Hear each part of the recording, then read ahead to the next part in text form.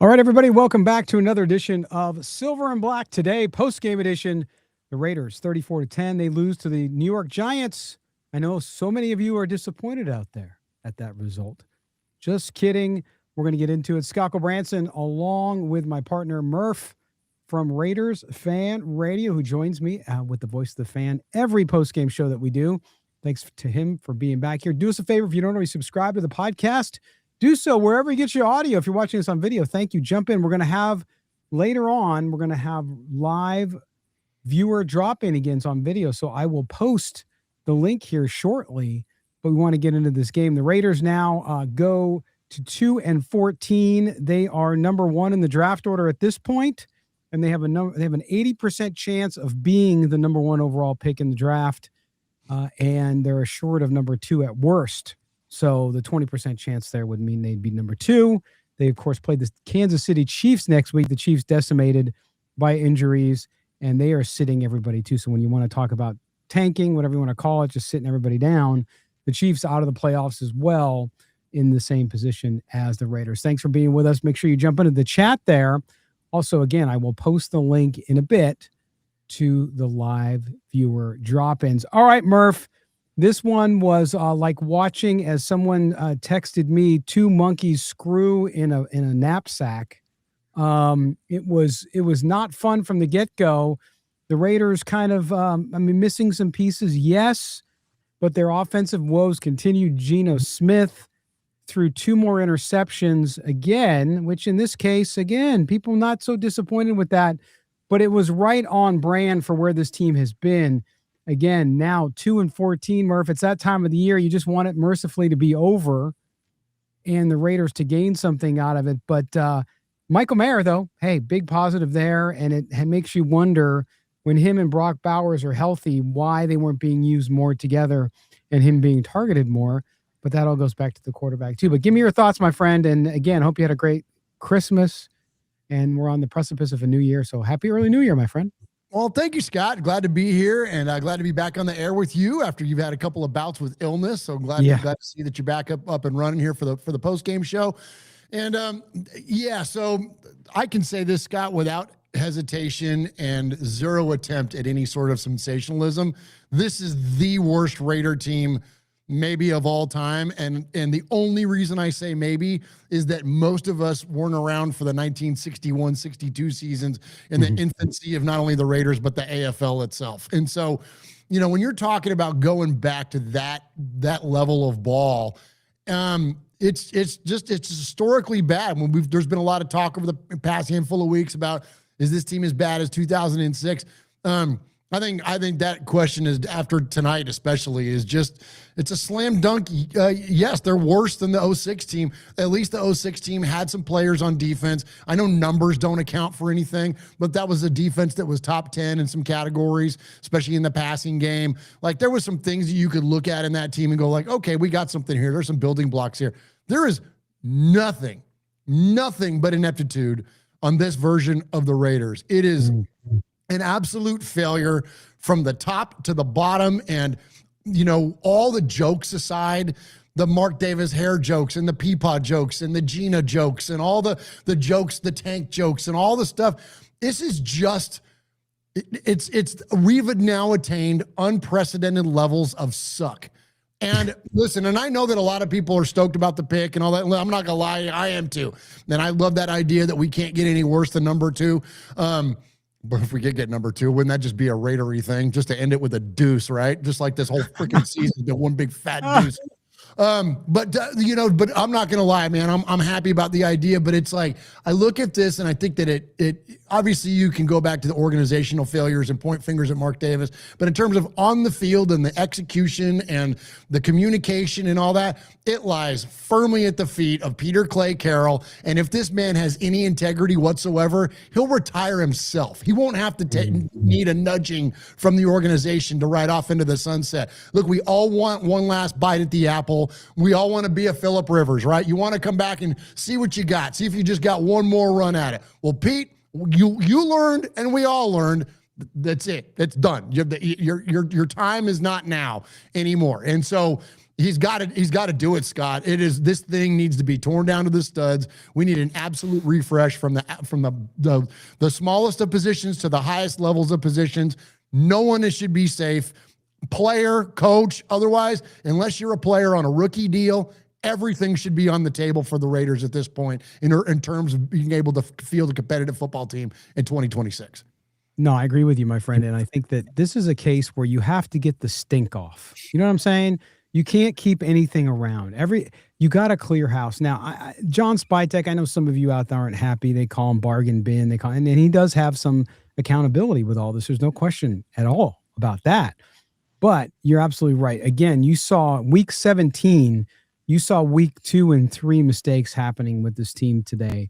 You saw penalties. You saw them go to the line on 4th down to do hard calls. You knew they were just doing it to draw you offside.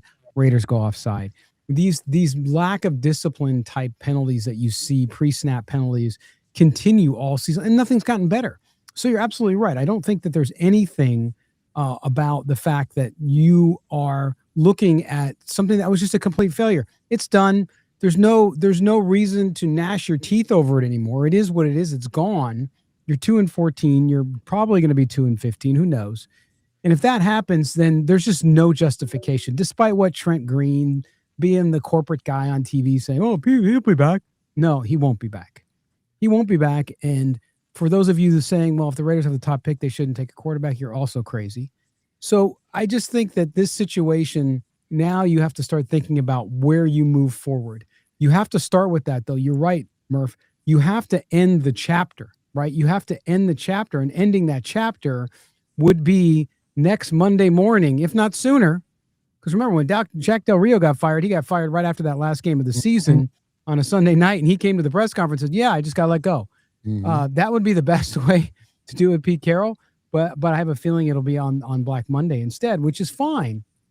But this team, where it's been constructed, how it's been coached, just hasn't worked. So you got to move forward. There are a few, and I say very few pieces, because you look at the Giants. You look at the Giants when they were showing the lineup of the Giants players who were out. The Giants have a much better roster than the Raiders do. The Giants are also a bad football team. Don't get me wrong. They fired their coach. They have a good young quarterback that's still not 100% there, but he is showing the promise, as you saw tonight with the runs, especially. So the Raiders are at a different spot. So you're right. They have to go down to the studs. They have to do that, but they also have to recognize they got to get the right person. So now the focus goes to, over the next couple of weeks, goes to playing some guys you might want to see a little bit in this last game against the Chiefs. But then more so, it's about the plan moving forward, the plan off the field, so that you can get right, get the players, get set for this draft, and figure out what you're going to do to rebuild this roster. Yeah, I mean, it ought to be Cam Miller starting for a football team next week, right? Like, you might as well see what the kid looks like getting some live fire. And I would say that should be the tale for all the positions there, Scott, is that, you know, why not? Like, what else? And this is what, like, it's crazy to me. And I get there's pride on the line, and I get, you know, guys have egos and all that kind of stuff. But how do you, if you're genuinely think you're going to be the coach of the Las Vegas Raiders in 2026, whether that be Pete Carroll or anybody else that's on the staff, and frankly, if that's John Spytek, the general manager, you want to see every player that you might potentially have a question about playing in the game. The end.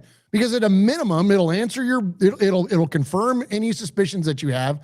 But at best, God forbid, they actually show you something and actually give you something out there, you know, because you know the Chiefs, listen, the Chiefs are not going to lay down. It's too big of a rivalry. Andy Reid loves to beat the hell out of the Raiders. Travis Kelce's going to be playing in the game. Like, he don't want to walk off of Allegiant Stadium and retire and go become Mr. Swift with a loss to the Raiders, right? That ain't going to happen, man. So we're gonna get a punch from the freaking Chiefs next week. So you might as well put up the guys that you have questions about and see what they can do, and give them the opportunity to, I don't know, here's a concept, build confidence. Quit throwing it to Tyler Lockett, and instead feature somebody that's, you know, like Dante Thornton or whatever else. But, like, you know, we saw like some flashes today from Darian Porter, and I'm glad that he's getting more playing time, and seemingly he's getting better with the more playing time that he gets. So, like, take that same theory and add that to everybody that's not injured, and let all these young guys go, man. I don't see any world where you wouldn't do that, Scott. And then I got a question for you. So speaking of all that, and here I just said, you know, nobody should be safe.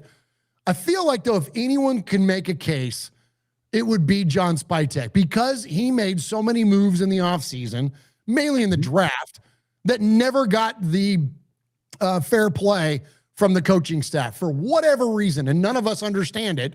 But the bottom line is that we didn't get to see these players start to evolve until they got too far into the season and were forced because of injury, right? So I think if anybody, Johnny Spytek kind of gets, I don't want to say a pass, but he gets an opportunity to still prove himself. Well, and he also should have the opportunity to be involved in picking his coach, because I think, again, this whole Pete Carroll thing, this was an organizational failure.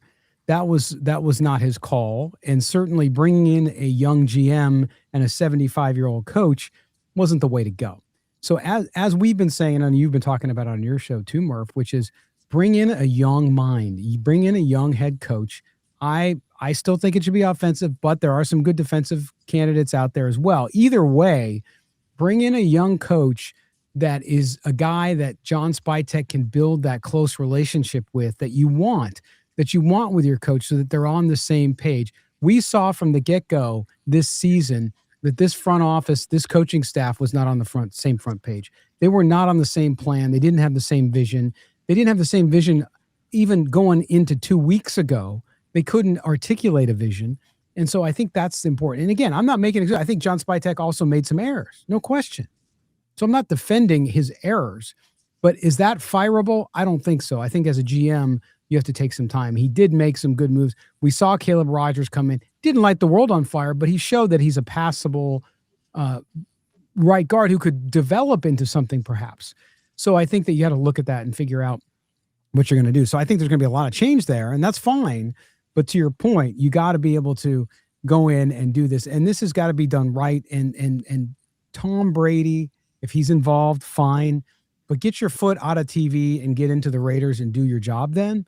What I don't want to see is the Raiders make the same mistake again and go out and hire somebody that doesn't fit the mold, doesn't fit a plan, doesn't explain the vision. And I think to the fans too, Murf, you could speak better to this, but I think the fans of Raider Nation need someone who's going to come in and declare a vision, whether that's the coach or that's Spytek. Either way, they need to step up there and say, listen, this is how it's gone. This is how it's going to go. This is how we're going to do business. And that means telling the truth, saying, hey, we might have a rough year this year as we start turning this thing into what we want it to be. But here's what you're going to see from this team. You're going to see discipline. You're going to see whatever their mantra is, Murf. I think that's the first thing that needs to be done, because I really believe for the first time in 9 years that I've covered the team, I've never seen Raider Nation so ready to throw people overboard over what happened in the last couple iterations of the Raiders franchise. So I think that's got to be the first thing they're able to do. I agree. And I think that by having a mouthpiece for the organization is very important, and not, the gum assassin has been the mouthpiece for the team.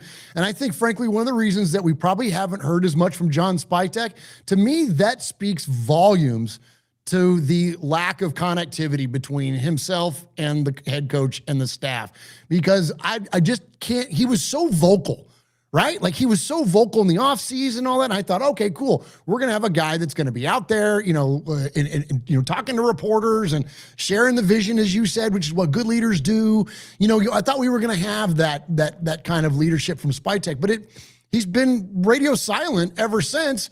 And I got to think, at least just my own conclusions, just reading tea leaves. I don't know anything. I'm just a dopey podcaster in my basement. But I got to read the tea leaves, and that tells me that he doesn't want to be associated with it because he doesn't want to have to answer questions.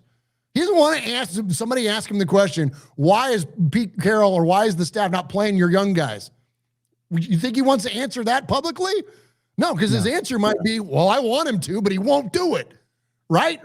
Why else would you draft them? Why would you, as a general manager, invest into 11 draft picks? One of them doesn't make the team, And then one of them gets featured pretty much full time, but it takes a while first before we ever saw Ashton Jeanty get going. And then Jack Bech like pokes up his head once in a while and has a game here or there, and it's only when Kenny Pickett's in the game. Like, you know what I'm saying? Like, yeah. But everybody else is developing, or all that we got to see more of them, or they got to earn their opportunities, they got to compete. But that bullshit means now at this point, like, so those aren't like, if you're as a general manager, you're not bringing in those guys to not play. You're not investing 2 third-round picks into 2 offensive linemen to not have them take the field sooner. I mean, well, not with your offensive line, not with your offensive line struggling like it was. Now, listen, I do think I will defend Spytek, even though I've said I'd love to hear from him. Most GMs don't speak during the year, but I do think that there was opportunities. Obviously, when you had dismissals, I know that's a coaching staff dismissal, but maybe just maybe, as I said, John Spytek, he came in, he was given the coach. And maybe he was just told to sit back. We're going to let this unfold, see how it goes. Who knows? But I do want to hear a vision from the organization overall, and whoever that is. I don't think it's Mark Davis. He's not articulate enough to do that, nor does he know enough about football to do that. But we'll see. I have every faith that they will do that moving forward, because I don't think there's any other way to do it at this point. They've tried every other kind of Band-Aid situation. They've tried to hire coaches who were in demand, i.e. Josh McDaniels. You saw how that worked out. So I think that going with somebody who is a young offensive mind is the direction that they should go. And then they have roster things. Now, we haven't talked a lot about, obviously, the Maxx Crosby thing. I think it's been killed to death a little bit, but it is what it is. You can't worry about what your player, no matter how good he is, feels about the team asking him to do something for the team. And I get it. He's a gamer. He's a great player. I wouldn't expect anything less from Maxx Crosby to not want to play, even with an injured knee. At the same time, you got to put the shield above all else, right? So that's where that lies. And I'm sure some of you, as you drop in on the video, will have some stuff to say about that. But we're going to get to that here in a second. All right, we're going to take our break. When we come back, we're going to get to our video drop-ins. The link is in the chat for all channels. So if you want to join us, just click in there, and we'll get you in the queue. We got Raider Rube coming up. We got Kevin coming up. We got a whole bunch of folks ready to jump in here with Murf and I after the Raiders lose 34-10 to the New York Giants at home. They now own, right as of right now, the first pick in the 2026 NFL Draft. You're with Murf and Black today. Don't go anywhere. We're coming right back after these words. All right, it's time to tell you about our friends, as we have all year, at Sleeper Picks, official sponsor here of Silver and Black today, our daily fantasy football go-to. Not only that, but if you go download the app now or go to the website and sign up, put a deposit up to $100, and guess what? Sleeper will match it using the code GENTY. That's GENTY. You can only get that code here at Silver and Black today. Let's jump right in. I'm going to pick tonight's game. That's right, the big NFL Sunday night game, of course, the San Francisco 49ers and the Chicago Bears, a big, perhaps, preview of what we will see in the playoffs. The Bears, of course, already won the NFC North, and the Giants can go for some jockeying here on the position. So let's take a look at this game and who we're going to pick up. I'm going to start with Christian McCaffrey, of course, the all-time great Christian McCaffrey. He will be, as a matter of fact, over 70 half rushing yards. Yeah, I like that one. I'm taking over in 70 yards. I'm also going to take an anytime touchdown by Christian McCaffrey. That's right. 2 picks, 1 player, you name it. Now, Caleb Williams come along. Ben Johnson, head coach in Chicago, has brought him on. He is playing really well. Caleb Williams, over 175 yards passing. You betcha. With that banged up San Francisco defense, you got it. So here's what I have. Got a multiplier boost. Check out the website and the app for details on that. But I got a multiplier boost with McCaffrey over 70.5 rushing yards, and also Christian McCaffrey with a one-time, anytime touchdown. And then Caleb Williams over 175 yards passing.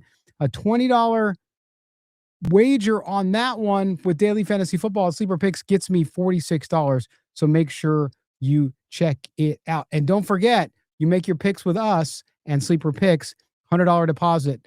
That will be matched up to $100. That is, just use the code GENTY. That's the code GENTY. Check out the Sleeper app or the website for details.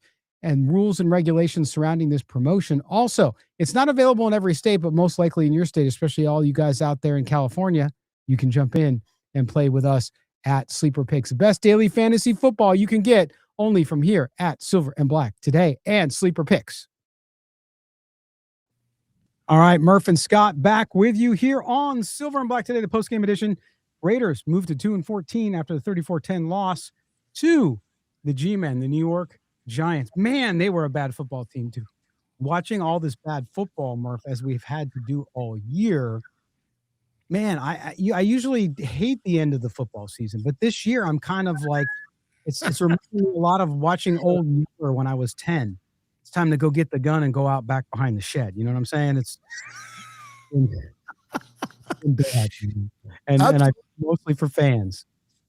Well, it just sure would be nice to enjoy an NFL Sunday. Like I remember during the bye week, Yes. It was so nice, or like even when we played on Monday night, it's like, or even on Thursday night, it's like those Sundays, it's like, man, just outside, I'm grilling, the family's hanging out, we're just enjoying Sunday, and the best part, I swear the best part of Sunday is getting here and getting on the microphone and talking to you and hearing from Raider who I know we're getting ready to hear from, but like, it's the best part of Sunday, man. It's the only thing that I look forward to when it comes to the Raiders on Sundays is this and Raider Nation, because as a fan base, Raider Nation has never let me down, but the team, Scott, and I know it's not, it's all of us, man. It's brilliant for guys like you. Like I feel for you and Mo, like this is what we've been saddled with in terms of fandom. I've been a Raider fan for 53 years. You choose to do this. It's like, like I got such admiration for you and Mo, and I know Mo was a fan too before he traded that in to become a journalist. But like,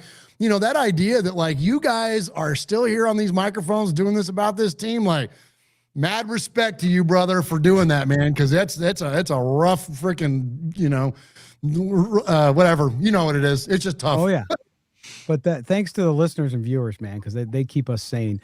Speaking of which, we're going to get right out to some video drop-ins here, and we got to go all the way across the globe and bring in our good friend Rossy. Hey, going the furthest first, because you got to be first in line when you're that far away, right? We're bringing up Rossy, my friend. How are you? One more week. Happy holidays. It's out of its misery. Hope you had a Merry Christmas. Happy New Year, man. What's going on? Gino's the gift that keeps on giving. I mean, that's the key. Going back to what Murf was just saying, that was actually the first game since week 1 against the Patriots I've actually really enjoyed watching because of just how bad we were. It was, we had a plan, they executed it, it was brilliant. Yeah. And all of the nervousness leading up to this week, maybe the Giants will throw. Oh my God. Like, whatever that game plan was, well done, Gino. Very, very proud of him.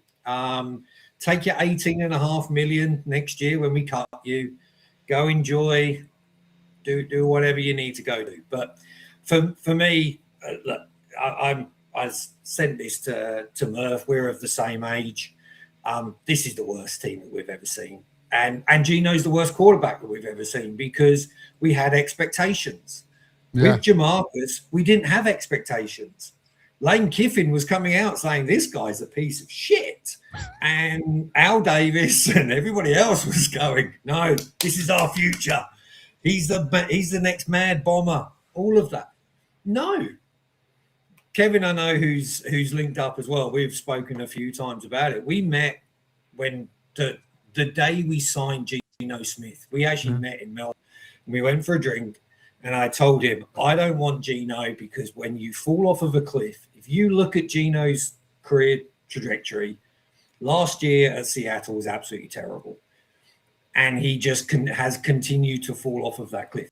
He's had one good year in 15? I mean, don't get me wrong. I understand that's what the Jets do to you. Yeah. But, you got to see the writing on the wall. So for me, hands down, Mendoza or more, don't care. Just great to have a young guy in the building. I want JT Barrett from Chicago. He's been around Ben Johnson for the past 2-3 years. Look what they've done. Let's just go get him. And also in the 4th round, let's go draft another quarterback because apparently they're in there as well. So it doesn't need to be all eggs in one basket. Hey, Rossy, Sorry, let me ask you. So is the nightmare fuel the retention of freaking Pete and Gino and us not using that pick on a quarterback? Like, can you imagine? Like, I know we've done some Raidery ass shit in our lifetimes, but that might be the freaking most Raidery ass shit we've ever done if that's what happens. Murph, I will tell you this, and we've all used it this year. I will do the literal Kermit jumping off of the top ledge if that happens. Okay, and I'll video it, and you can meme me. It's totally fine. If that happens, if Carroll Jr. is still looking after our offensive line, if Pete Sr. seems to – seriously, I think he's actually got a little bit of Alzheimer's because he looks at Gino and sees Russell Wilson because I don't know what else he can possibly see in this guy. But luckily he's injured. I never want anybody to be injured. I actually had this conversation with a Chiefs fan just recently, which is I'm not happy that Patrick Mahomes is injured because I hate the Chiefs logo, but I admire and respect players such as Mahomes because he's elite and you want them to be shit because of with him playing. And luckily this year they were. So I never want Gino to be injured. I want him to walk off, take your $18.5 million. I want us to play Cam Miller next week. Let's have the practice squad QB off, which is what Kansas City have got right now. Let Kelsey run off into become a Swiftie. And we just draft number 1. And it's fine. There you go. And even if the Jets are at number 2 and they offer us a load, great, not a problem. Yeah. Take the bounty, go to number 2. We still get Mendoza or more as long as more says that he's going in there. Yep. Great, not a problem. Happy days. Absolutely. But seriously, Murph, me, Kermit, we. Rossy, my man, it's always great talking to you. Appreciate you dropping in. Take care of yourself. Have a happy New Year. Much love to you all. Take care, guys. All right. See you, Rossy. See ya, There's our man, Rossy from Down Under. Rossy the Aussie, as I call him, even though he's from the UK originally. But hey, that's okay. He's there now. So we're going to do that. And he mentioned Kevin. So Kevin is up next here. Hey. Hey. Rossy. Shout out to Rossy. What a good guy. I was there. He called it day 1. And I was just like, really? Oh, man. First of all, you guys, I just want to say I really appreciate you guys doing these after shows. And I'm always listening, always watching, appreciate it. Today was a great day for so many reasons. First of all, I secured my championship for my fantasy football back to back. And what the cool thing about that is McCaffrey hasn't even started playing yet. And I've won. I don't know if you could tell behind me, I love toys and movies. Yeah. And I've been playing with my 1982 G.I. Joe tank, the Mobat right here. So much fun. And I have some movie recommendations for you too. From 1984, Raiders fan James Garner and C. Thomas Howell in Tank. Make sure you check that out. Do you have Tank Girl? Yeah, Tank Girl right here, brother. Lori Patty. Yeah. Celebrating its 30th anniversary. Highly recommended off the library. There you go. You Look at that.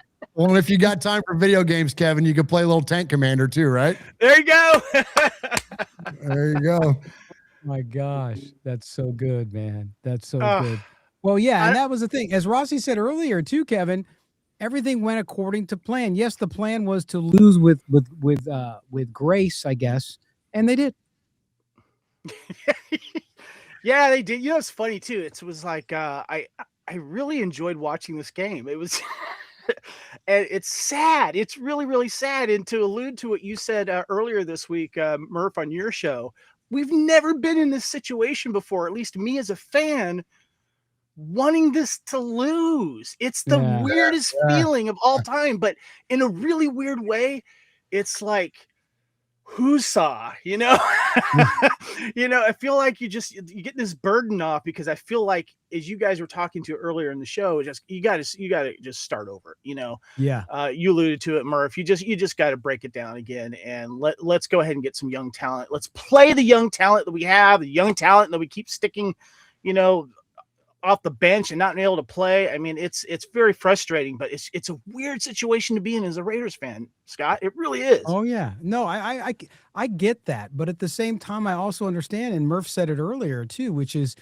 you want to move forward, right? You want to get out of this crap, this mired in just terrible football, and and you can't do that till the season's over, and you can't do that until you get a new coach, I would imagine, all that stuff. And so as a fan, if you're wanting to have some hope in winning 1 or 2 games at the end of the year really isn't a lot of hope. It's everything that's coming after that. Yeah. The question I have too is like, who would you want to see at the top making the decisions? Do we give Spytek that power? Because right now, I just think that Brady's just collecting ownership revenue right now. Either shit or get off the pot, dude. I mean, I really don't. I think he's a useless half owner right now. I don't know. There's just too many heads right now. I give it to one guy. Let them do it. And right now, Spytek, maybe. I don't know, but it starts there. It really, really does. Well, and Murph, you talked about this too. I know we're on the same page with maybe a position which is like the president of football operations or somebody that keeps Mark Davis out of the day-to-day football stuff. But to your point, Kevin, as well, Spytek is a GM, and Murph, when you have a GM, you have to let him do the roster building and all the football decisions, or he's not really a GM. Yeah, I agree. And it seems like at the time, they told us that they were going to work together, and they said all the right things. It's like when you have companies merge, right? It's like, oh, business as usual, nothing's going to change. Kind of a message, right? That the idea was that these two guys were going to work together, and but it's from day one, it was evident that they weren't going to. And I don't know if you can have a realistic expectation of that, frankly, because of Pete Carroll's long tenured history in the NFL. Whether he's worthy of, Hall of Fame titles or whatever else, doesn't matter. At the end of the day, he was ultimately successful in his coaching career in the NFL to the highest of highs by winning a Super Bowl and going to another one as well. So that said, can you then match that with a first-year GM and then expect Pete Carroll to acquiesce to John Spytek? And the answer to that question clearly now is no. So it was flawed from the beginning. So I do agree. Let's empower him. That's what, again, to go back to great leaders, Scott, you and I talk about leadership on this show all the time. Mark Davis, if you want to empower, if you want to present yourself and demonstrate good leadership in your organization, you empower your constituents to their own successes. And then ultimately that will lead to yours. But you invest in them so that they can be successful. And then the scoreboards will start to take care of themselves. So empower John Spytek to make a call, to hire the head coach, because then that head coach will have what? Respect for the damn general manager, which clearly now that is not the case. And for a lot of the people that are in the chat room saying that, like, well, you don't really hear from GMs throughout the course of the year. Yeah, but you hear from them a little bit. Even Reggie McKenzie, as quiet as he was, we would hear from him at the midpoint. He would come out of hibernation and freaking talk to Raider Nation during the bye week or whatever. And he was a quiet man. Spytek is a freaking, like me, yammers on and on. Like, he could have his own podcast. Well, we want to hear more from that guy. I'm not saying like take over the room and suck the oxygen out, but like you want to see that guy present himself. So I'm with you, man. We got to encourage that guy. And I know, Kevin, I've talked about this before too, that you got to build your guys up. Is it weird? And I'm looking at all the other owners. I'm trying to remember, is there another owner that really has stood back and just let someone else make the hardcore decisions? Why doesn't Mark want to at least try to step in, try to learn more, get more into the ownership and realizing, let's pick a guy that can make these decisions, but I need to stick my hands in here as well and move things around a little bit. Why doesn't he want to become more hands-on? That's weird. I think he's afraid, Kevin, and I don't mean that as a knock. I think that when your dad is Al Davis, if you took a full-time role in trying to manage this football team, you're constantly going to be compared to greatness. And so I think that he rightfully goes, you know what, man, I don't know football like my dad. I don't know like these other people. But then what he does is he puts all this faith into so many other people that it gets diluted. That's where the concept of the president of football operations that Scott and I have been talking about. Scott, you can speak better this than I can. It's empower that one person so that everything funnels through that singular vision.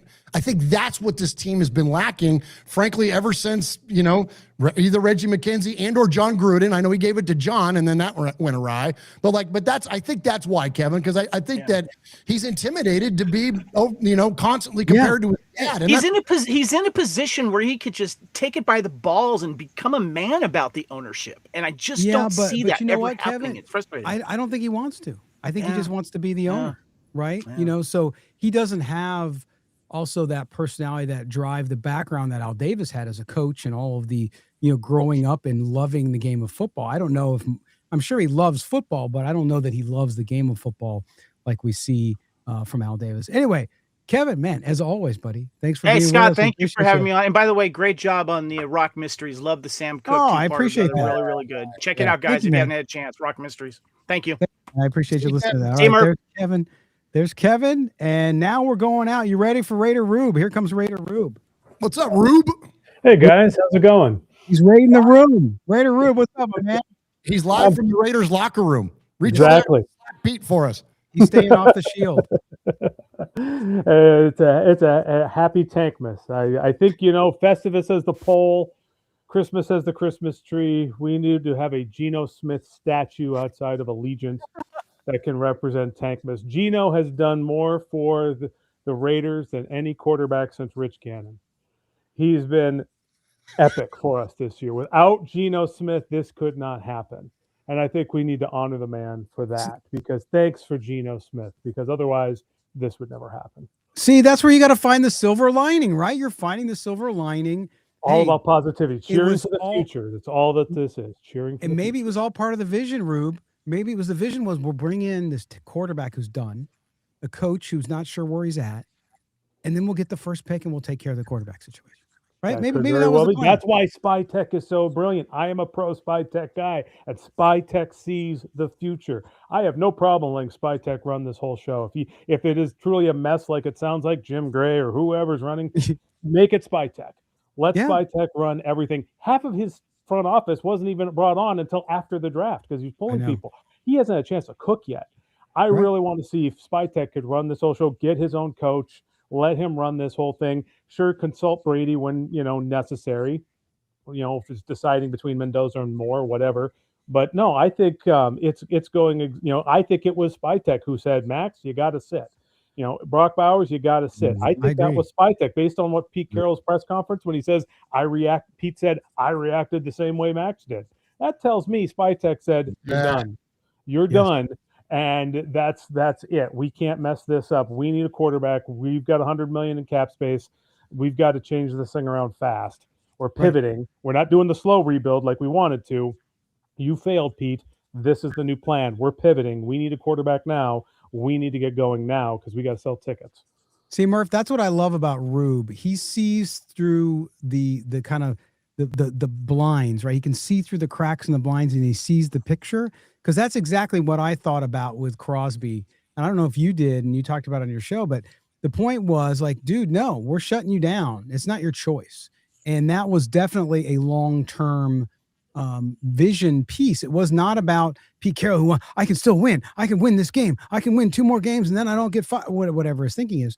But instead, you're right. Spy Tech is there and that's how it should work. Yeah, I definitely think that was John's call, and for the exact reasons that Rube was talking about there. And I think that it felt like somebody else was empowered. All that empowering that we're talking about, somebody else was empowered to make a decision, because you're right, Pete didn't want that to go that way. And so somebody finally overrode him. Now, what is the genesis of that? What is the reasoning, the catalyst for that? Is that because Mark Davis gets on the phone with John Spy Tech and says, you know what? Do what you got to do. You make the call. Don't worry about button heads with Pete. Peepaw's going to be out of here next year anyways. You just do with the roster what you got to do with the roster. I'm obviously I'm being silly, but I got to imagine that something along those sorts happened. Because another thing I think that too, a lot of times as fans that we overlook or we assume is that there's no communication going on. Somebody's talking to somebody. These things don't just happen for no reason. You don't just bench your star player, whether he's genuinely injured or he could still kind of go, if he could just needle it up with Toradol and still have a game or whatever. None of that stuff matters. The point is, though, is that somebody that's not Pete Carroll chose that along with Brock Bowers, and obviously that was a move towards protecting an asset. And this one more, I'll quit real quick and then jump in here, Rube. A move like that is the protection of an asset for one of two reasons. One being you're going to continually build your defense around him as a focal point, as a centerpiece, because he is a great player, potentially a Hall of Fame type level player and a leader, and represents the face of the organization. That's one reason to protect the asset. The other one is you're going to trade his ass. That's the other reason to protect that asset. So I think that it's incredibly important to a GM, both of those things. Neither one of those are important to Pete Carroll. Pete Carroll don't give a shit about the future. Pete Carroll cares about today. And so that move alone, that spoke volumes to me. Yep, I agree. And I know Max is upset and all, and I'm a huge Maxx Crosby fan. I've named my cat Max after Maxx Crosby. I want Max to be a part of this. But if he does go on the whole, on his podcast this week and demand a trade or something like that, I'm sorry, then we'll give it to him if we have to. Because look at Myles Garrett. Going to break the record for sacks if he didn't already today. I'm not sure if he did or not. What has the Cleveland Browns gotten out of that? Burns, I guess, was second in sacks for the Giants. What has that gotten the Giants? Maxx Crosby is a Hall of Fame defensive end and love to build a defense around him. But we're not going to win anything no matter how great he is unless there's a roster around him and a quarterback. And so if he's going to be if he's going to be the way everyone in the national media is saying he is, then let's get some draft capital and build this thing around him, without him, and get some draft capital and, build it with Mendoza instead. I think Mendoza, to me, is a perfect personality fit because if you look at Genty and Bowers, they're also kind of on that nerdy, goofy, kid-like thing. I think Mendoza fits perfectly personality-wise. I think he fits Brady's style as a 6'5" quarterback who understands things from the pocket, with post-snap, pre-snap reads. I think Brady's going to love that guy. So I think it's going to be Mendoza. But, I mean, if it's more, fine, too. I'm not going to criticize it because in Spy Tech, I believe. But I'm extremely excited about the future of this team now because we got over the big hurdle. Now, I don't trust Andy Reid. He's evil.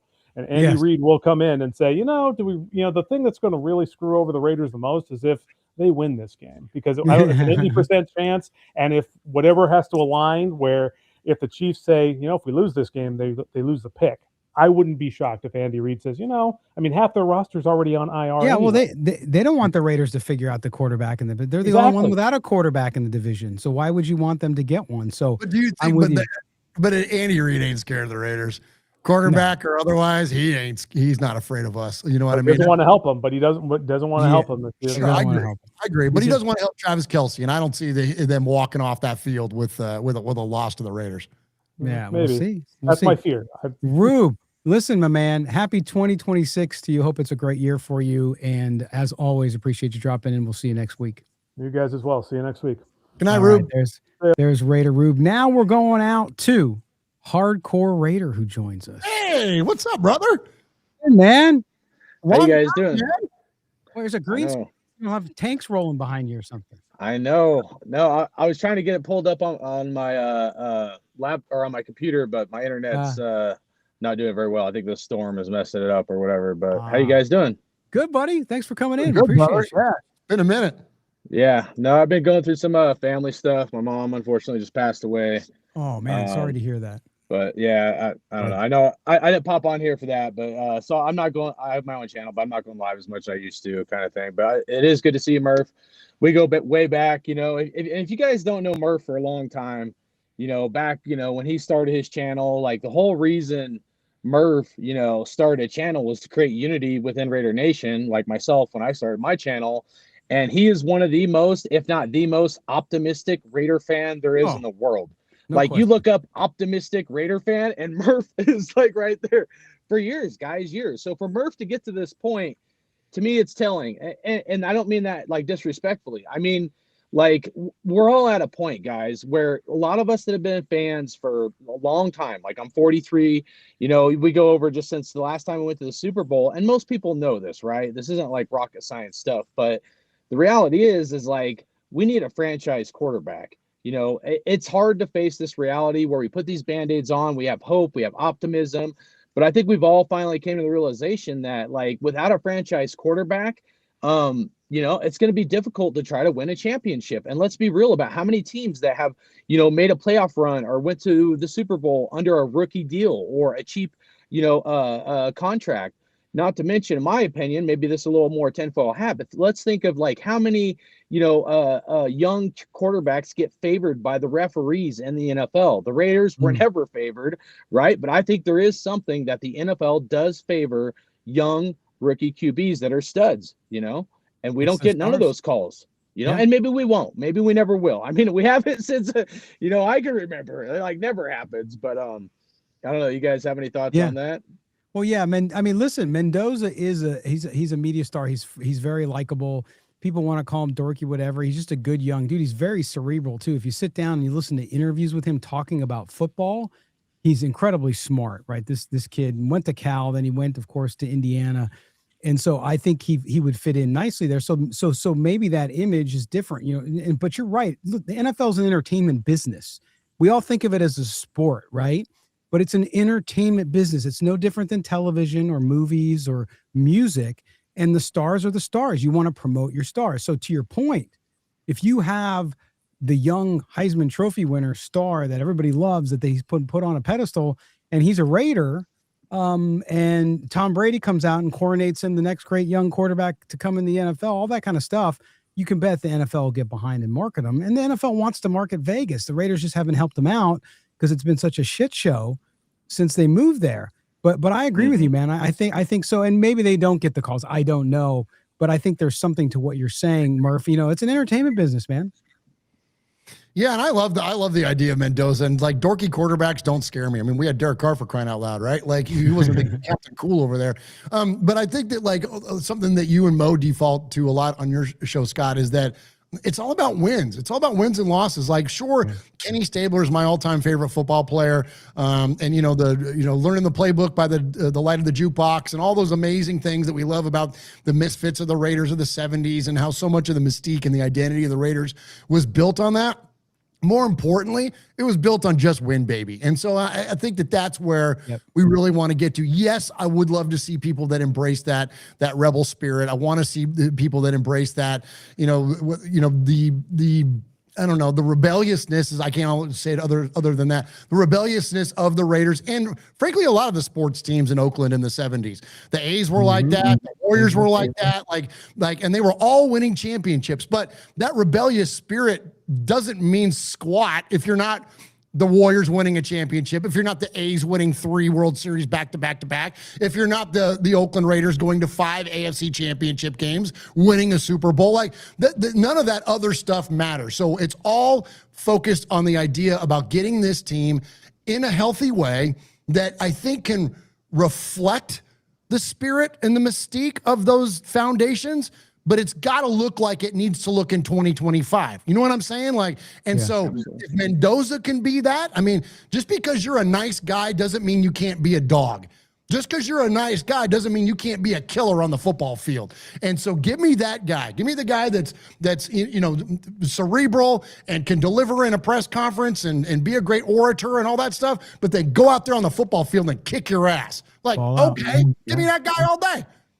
Yeah. No, absolutely. I mean, I think that's what it comes down to is, and the thing here too, Hardcore Raider, is I think this team, you have to see, I think if I'm a fan and I'm sitting there, I want to see that you are really rebuilding, meaning that you're not Band-Aid, duct tape, MacGyver, bubblegum with a little wire to put an engine together. No, you're starting with a foundational piece like a quarterback. Then I see you make other moves like foundational pieces for offensive linemen. You're spending all that money you got on the right people, right? If I see that, then I feel good about it, knowing that you're going to have another rough year next year. It's not, look, it could turn around. You could have a miraculous recovery. Yes.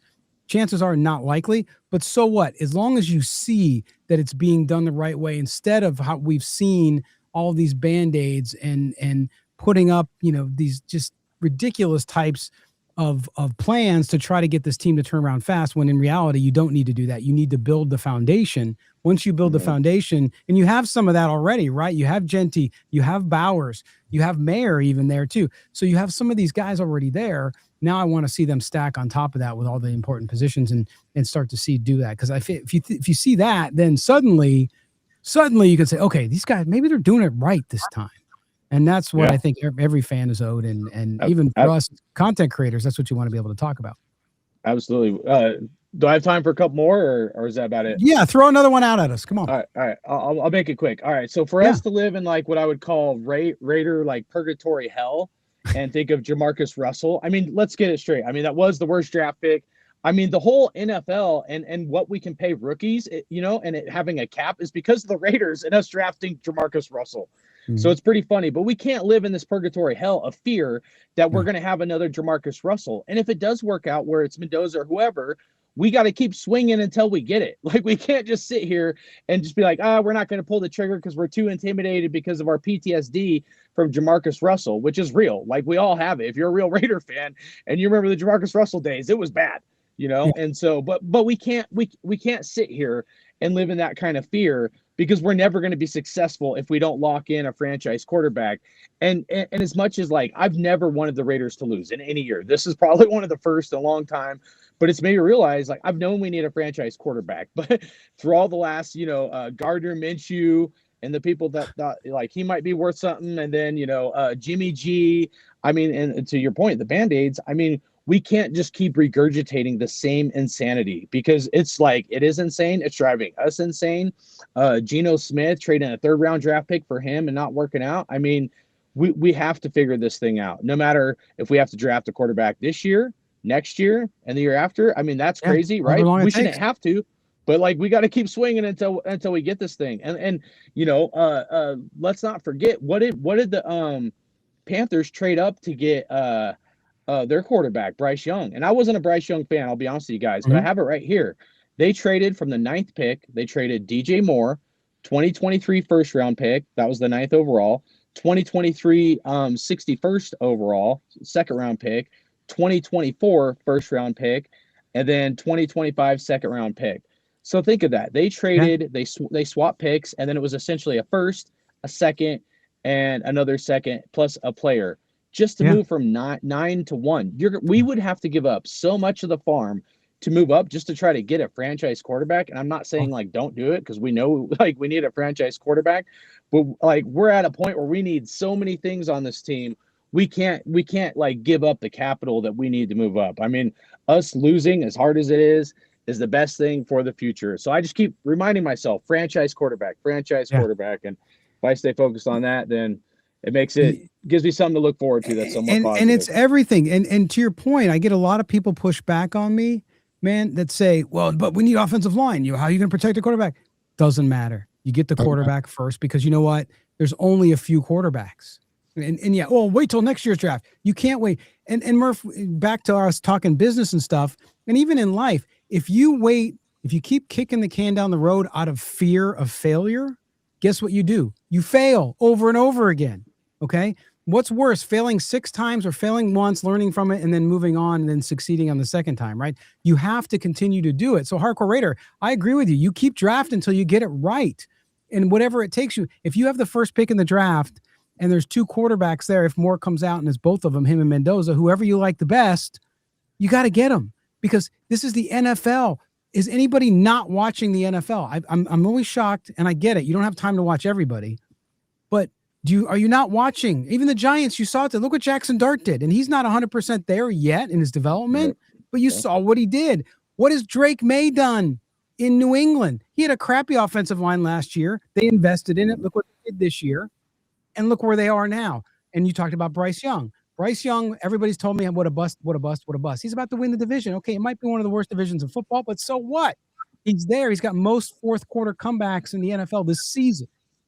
So, Caleb Williams is another one, Scott. Caleb Williams, everybody made fun of him for his painted fingernails and him carrying a man purse and all that kind of crap. Doesn't matter. We're going to see them probably win the division tonight as well. So, I mean, it's like, I'm with you on that. It's the most important thing in all of team sports to get the quarterback. And I've been defaulting to a quote by the GM of the Buffalo Bills here lately, and I'm going to keep reiterating it for Raider Nation. He traded the farm, all that you were just talking about there, Hardcore, about like how the Panthers, surrendered so much draft draft capital to get Bryce Young. Same thing happened with Josh Allen, and there was a lot of criticism from Bills fans. And Brandon Beane got on in an interview and said, if it works out, no one's going to give a shit. And if it doesn't work out, I'm not going to be here anyways. That's the level of mentality that these general managers have to have. Ask Tom Telesco why he got fired. It's because he didn't sign Josh Jacobs and he didn't get a goddamn quarterback. And after we were told we weren't going to have Band-Aids at the position, we had 2 more going in. So if next year, if we're starting the season with Malik Willis, that's a problem. Like, let's get the goddamn quarterback, Scott. We have to. 100%. Absolutely. All right, man. Listen, thanks for dropping in. Again, sorry for your loss. Very much. Yeah. But we're with you on that one, and hopefully see you next week. All right. Appreciate you guys. Go Raiders. See you, brother. There you go. Hardcore Raider. And we're going to close out the video drop-ins with our buddy, the man who does God's work, Pastor Mike Mars, who's always one of our guys. Let's see who he is. What's happening, guys? There he is. Pastor Mike, good to see you. What's up, my man? Good to see you guys. Yes. I was a little worried, I thought for sure the Raiders are going to win this game. I mean, before the game started, because the Giants rested like half of or most of their starting offensive line. And I thought, man, this is not what I want to really see, even though I can never really root for them to lose. I don't ever want them to lose, but Gino didn't let me down. So I super appreciated that. So, and I hope he gets better too, as well. But I guess one thing I want to, the whole Maxx Crosby thing is kind of bugged me a little bit. Okay, they put him on IR. I know he's upset, but I don't think he was at the game. And Brock Bowers was. They put him on IR, and so I'm just wondering, is Maxx that upset, or is he just going to get over it, or I don't know. What do you guys think about that? Yeah, I think it's unfortunate that he was. Oh, sorry. Go ahead. Yeah, no. What it reminded me of, in some ways, and this is not a good comparison as far as if you love Maxx Crosby. And look, I don't know what's in Maxx Crosby's head, so I'm not going to presuppose I do. But it reminded me a lot. Remember when Darren Waller got hurt and he wasn't showing up to games? That's what it reminded me of. And because at that point, Darren Waller was checked out on the Raiders. There was no question. So maybe this is a signal that Maxx is finally done. I don't know. I hope that's not the case. I love Maxx Crosby to watch him as a player. But yeah, it was conspicuous because and he knew the rumor and heard the story of him going out of the building. Maxx is a social media guy. He's a very smart man. He knows what's going on. Murph, you were talking all day about the passive aggressive social media posts and all this kind of stuff we used to see out of Josh Jacobs, the same thing. So Pastor Mike, I agree. I don't know why he wasn't there. I know he's upset, but yeah, it's concerning. And I guess we'll learn over the next week or so where he's at if he decides to share it with us. But Murph, you had a strong opinion about that too. Yeah, I do. I got a real strong opinion about it, is that I understand why the Raiders shut him down for the year. We talked about the protection of assets, and I firmly believe that. The NFL is all about your value. What is your value? And when you're hurt, you don't have a lot of value either to the performance of the team or in terms of acquiring talent or draft capital in trade. I also understand his competitiveness, and I understand him wanting to be there. What I don't have as much patience for as a fan, not that my freaking patience matters to Maxx Crosby, but as a fan, I start to run out of patience when petty things start to happen. When you don't show up at the facility, Mr. Always at the facility is now all of a sudden not wanting to be around. Like, I think that speaks volumes to where his temperament is. And then, yes, you refer to the cryptic social media posts. I know I'm of a particular generation that by looking at the gray in your guys' beards, you're of the same particular generation that I am. That said, I know that youth communicates differently nowadays. That said, these like cryptic posts, like the great Herm Edwards famously said, be a man or a woman, put your name on it. Don't be afraid. You got something to say? Then say it. Don't do these like aloof messages and whatever. Have the balls to just say whatever it is that's on your mind, or don't say anything at all. So I kind of see this from like all sides, man. Like I get it, and I've got so much respect for Maxx, and I respect so much his level of dedication to this organization, and he is the Raiders as far as right now. He's the face of this organization, Pastor Mike.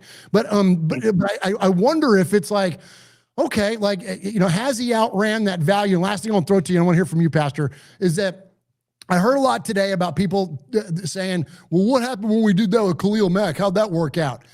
It didn't work out because of the decision-making in the follow-up. When you looked at the business reasons, when you looked at the draft capital they did acquire and the money they avoided paying on that massive contract that he got from the Bears, those things, it was a smart business move. I didn't like it because Khalil Mack was my favorite Raider at the time, but I understood why they did it. Now, they blew it on the aftermath. They blew it on the draft, and it ultimately did not work out. But conceptually, it made a lot of sense. So again, I kind of see this thing from both sides, Pastor.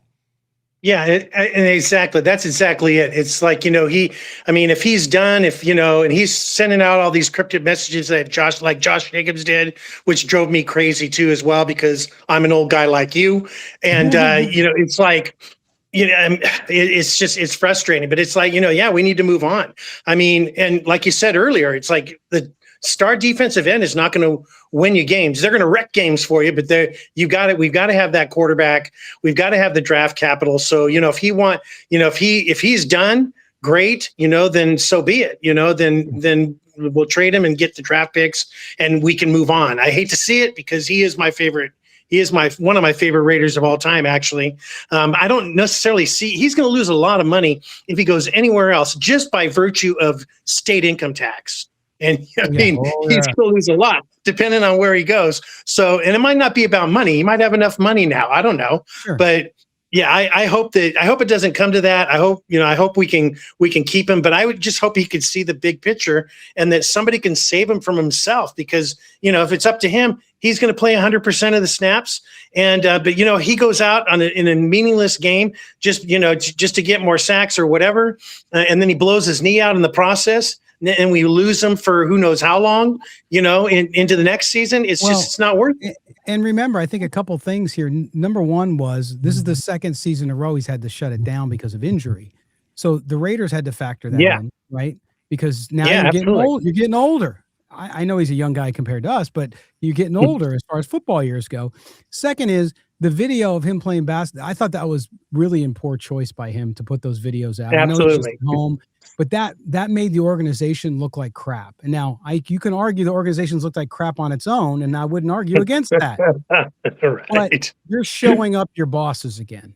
And I just think for a player that I have so much respect for, who does so much in the community, because Maxx does a lot of charity work and really does good things, I just thought it was a bad look overall. I was disappointed in that piece of it. But he's got his reason. And to your point, Murf, put your name on it, to Herm Edwards' old saying. So, but we'll see how it all works out. I have a feeling we'll know in the next couple of weeks, Pastor Mike. But man, we always appreciate you coming on. Happy New Year to you, buddy. Happy New Year to you guys, man. Good talking to you. We'll talk to you again. Yes, you will. All right, there's Pastor Mike behind bars. And that's going to bring us to the end of our show. Murf, before we go, tell everybody about the One Nation Foundation, though, because we got to make sure, getting close to the season where our mentions start to get a little less. We want to make sure people know about what you guys are up to there and what it's all about. Yeah, thank you, Scott. So the One Nation Foundation is a nonprofit we formed back in 2019. We figured out we could make some money doing Raiders fan radio, and we decided we want to give all that money away to charities. So we formed the nonprofit, and we give money away to the great folks like at Raider Dad that I'm wearing here, and then also the good folks at the Blitnikoff Foundation are our two main charities that we donate to. Raider Dad has taken underprivileged kids to Raider games along with their parental figures and supplying them with the full tailgate experience and everything. And it's an absolute amazing charity. And then, of course, Fred and Angela Blitnikoff, literally out there doing the Lord's work, taking young women at risk of domestic violence and substance abuse and human trafficking and giving them a safe space and rehabilitative services, and just doing amazing work for these young women out there that have these just the ugliest of challenges in their lives. And so we are very thankful to be able to redirect Raider Nation's generosity. It comes from you guys, all the super chats, all the direct donations, all the everything we know comes from Raider Nation. And we are we make sure we go out of our way to report that and to let everybody know that this comes from your generosity. And we are just a vessel. We're just the gathering point. And so if you can donate directly at onenationfoundation.net. You can go to our website there. There's a donate button. button, click on it, and 100% of that money goes to the foundation or any of the super chats that we get on Raiders Fan Radio. And all we ask is that even if you can't, support it monetarily, hit a like, hit a subscribe, hit a thumbs up.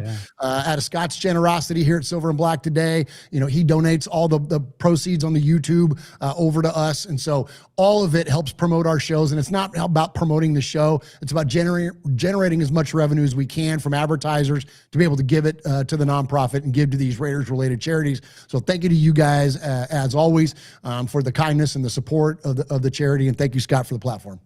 Of course, man. As always, please do that. Again, we have it flashing across the screen there. OneNationFoundation.net. Make sure you also go subscribe to Raiders Fan Radio. Watch the show on Wednesday nights and make sure you donate.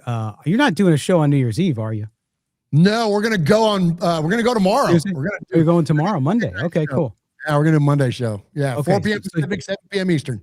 Okay, so 7 p.m. Eastern, 4 Pacific. If you usually would watch it on Wednesday, watch it tomorrow so you get it there.